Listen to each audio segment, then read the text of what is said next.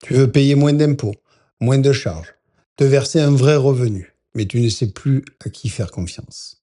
Entre tes collègues, ton comptable, les vidéos sur YouTube, les forums sur Internet ou encore les groupes WhatsApp d'entrepreneurs. Tu entends tout et son contraire. Et le pire, c'est que certains de ces conseils ont l'air logiques, presque évidents, mais ils sont en réalité complètement contre-productifs. Résultat, tu bosses dur, tu gagnes bien, mais tu as quand même cette impression de stagner fiscalement, de passer à côté d'un vrai levier, ou pire, de prendre des risques sans le savoir. Dans cette vidéo, je vais te montrer les 5 pires conseils fiscaux qu'on donne encore aujourd'hui aux indépendants. Que tu sois freelance, artisan, commerçant ou patron d'une petite structure. Des conseils qui peuvent te faire perdre des milliers d'euros, t'exposer à un contrôle fiscal ou simplement t'empêcher de faire décoller ton revenu net. Et surtout, je vais t'expliquer ce que tu dois faire à la place. Des solutions concrètes, légales, applicables rapidement, qui peuvent transformer ta manière de gérer ton activité.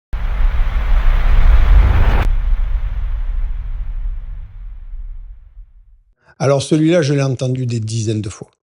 Tu as peut-être déjà eu un collègue qui t'a dit « Déclare le strict minimum, comme ça tu paieras moins de charges sociales et d'impôts et tu seras tranquille. » Ce conseil est non seulement illégal, mais aussi dangereux à tous les niveaux. Oui, sur le moment, tu vas payer moins, mais tu joues avec le feu.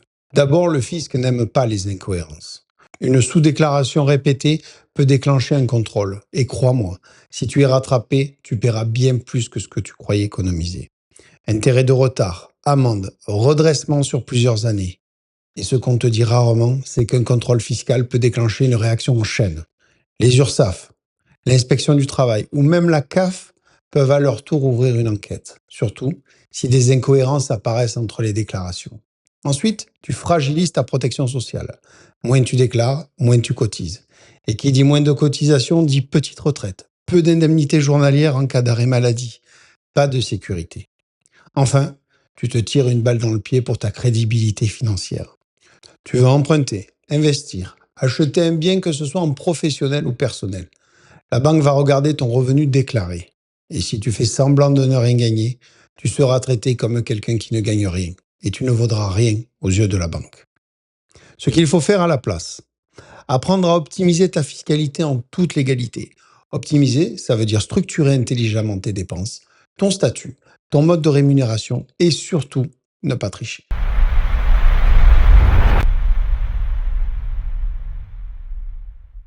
Tu as peut-être déjà entendu un ami te dire « Franchement, reste auto-entrepreneur, c'est simple et tu n'as pas besoin de te prendre la tête. » Oui, l'auto-entreprise est simple. Au départ, pas de TVA, comptabilité ultra légère, pas besoin de prendre un expert comptable. Ok, mais à partir d'un certain seuil de chiffre d'affaires, ce statut te coûte cher sans que tu ne t'en rendes compte. Car tu ne peux pas déduire tes frais. Donc si tu as un loyer professionnel, du matériel à acheter, un véhicule, des déplacements, tu ne peux pas les déduire et ça peut te coûter très cher en impôts et charges sociales. Et à mesure que tu gagnes plus, tes charges augmentent sans optimisation possible. Tu es plafonné, coincé et fiscalement à la traîne. Ce que tu peux faire à la place, c'est que dès que tu dépasses les 35-40 000 euros de chiffre d'affaires annuel, et surtout si tu as des frais fixes importants, étudie le régime réel. Tu peux rester en entreprise individuelle au réel ou créer une société de type EURL ou SASU qui te permettront de déduire tes frais, récupérer la TVA, choisir le bon mode de rémunération et mieux piloter ta trésorerie.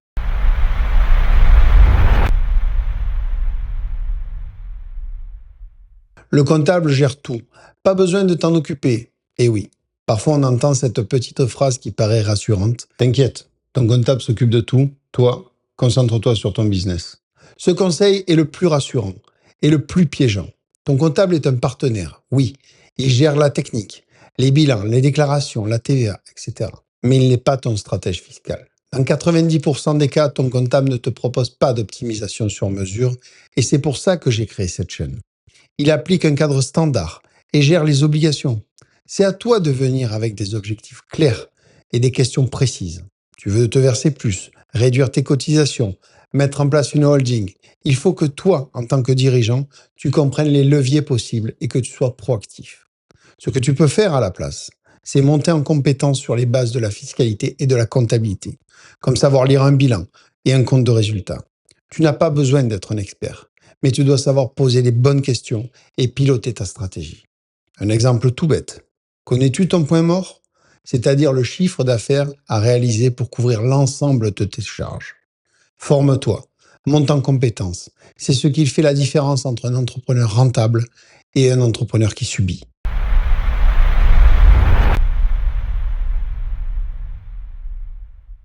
Un conseil qui revient souvent quand on commence à générer un peu de trésorerie.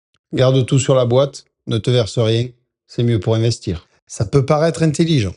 Tu laisses tout sur la boîte, tu optimises en réinjectant dans ton business. Mais attention, pas de salaire égal, pas de protection sociale, pas de retraite, pas de réputation financière.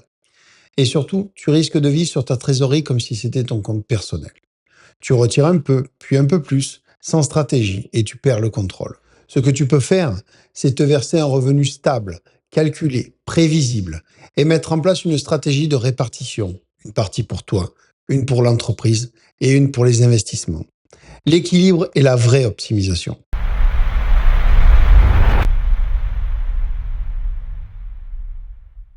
Et celui-ci, c'est typiquement le conseil d'un ami qui veut aller vite.